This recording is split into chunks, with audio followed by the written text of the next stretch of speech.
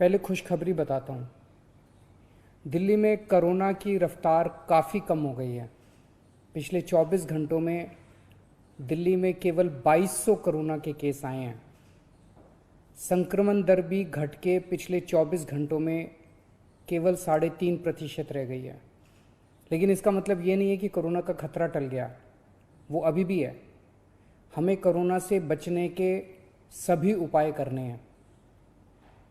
अब दूसरी बात, चिंता की बात। आज से दिल्ली में युवाओं का वैक्सीनेशन बंद हो गया है। केंद्र सरकार ने युवाओं के लिए जितने वैक्सीन भेजे थे वो ख़त्म हो गए हैं। इसीलिए युवाओं के वैक्सीनेशन सेंटर आज से बंद किए जा रहे हैं। कुछ एक वैक्सीन की डोजेस बची हैं, वो कुछ एक सेंटर्स में दी जा रही हैं, वो भी शाम तक ख़त्म हो जाएंगी। कल से युवाओं के वैक्सीनेशन के सभी सेंटर बंद हो जाएंगे।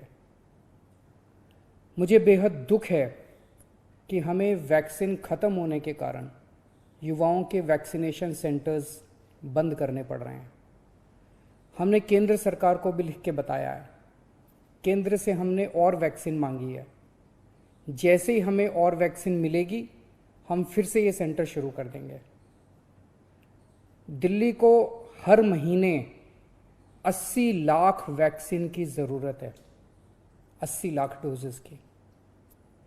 इसके मुकाबले मई में हमें केवल 16 लाख वैक्सीन मिली और जून के महीने के लिए केंद्र ने दिल्ली का कोटा और भी कम कर दिया है। केंद्र सरकार से हमें जो चिट्ठी आई है कि जून में हमें केवल 8 लाख वैक्सीन दी जाएगी।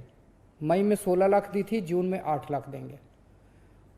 अभी तक हम दिल्ली में टोटल 50 लाख वैक्सीन लगा चुके हैं और दिल्ली के सभी एडल्ट्स को वैक्सीन लगाने के लिए हमें 2.5 करोड़ और वैक्सीन चाहिए। अगर इसी रफ्तार से दिल्ली के एडल्ट्स, अगर इसी रफ्तार से हम चले, 8 लाख वैक्सीन हर महीने मिली तो दिल्ली के एडल्ट्स को ही वैक्सीन लगाने में 30 महीने लग जाएंगे, 30 महीने से भी ज़्यादा। तब तक तो न जाने कितनी और कोरोना की लहरें आएंगी, न जाने कितने और लोगों की मौत हो जाएगी। तीसरी लहर से दिल्ली और देश को बचाने का एक ही तरीका है, कम से कम समय में अधिक से अधिक लोगों को वैक्सीन की सुरक्षा दी जाए। बेड, आईसीयू, ऑक्सीजन, दवाई, इन सब की तैयारी तो हम लोग कर रहे हैं, लेकिन कोरोना के घातक असर से बचाने में वैक्सीन ही सबसे ज्यादा असरदार हथियार है। वैक्सीन की कमी केवल सरकार की चिंता नहीं है, आम आदमी भी वैक्सीन के इस संकट से बहुत डरा हुआ है। कल एक अम्मा का फोन आया, बोली मुझे और मेरे बेटे को वैक्सीन लगवानी है। मैंने पूछा अम्मा कितनी उम्र है दोनों की? बोली मेरी उम्र 65 साल है, मेरे बेटे की उम्र 35 साल। मैंने कहा अम्मा युवाओं की वैक्सीन तो खत्म हो गई, आपको लगवा दूंगा।